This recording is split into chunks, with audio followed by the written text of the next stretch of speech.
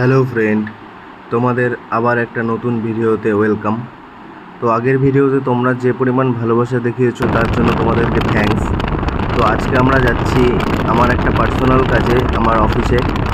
তো এখন আমরা বলরামপুরে আছি।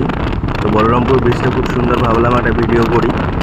তো এই বলরামপুর যে নদীটা আছে, নদীটা গেছে সেটা বাংলাদেশে গেছে, পশ্চিমবঙ্গ থেকে বাংলাদেশে গেছে।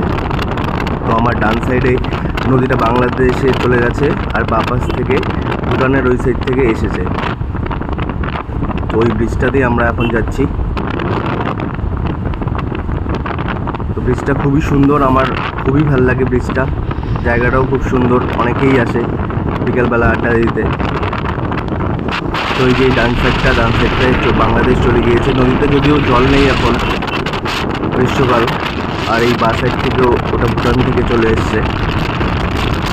তো আমার ভাই গিয়েছিল আমার সাথে, তো এই ভাইটাই বাইক চালাচ্ছিল। ওর রেলওয়ে ওভারব্রিজের নিচ দিয়ে আমরা গেলাম, গিয়ে আমরা আমাদের গন্তব্যস্থলে পৌঁছে যাব।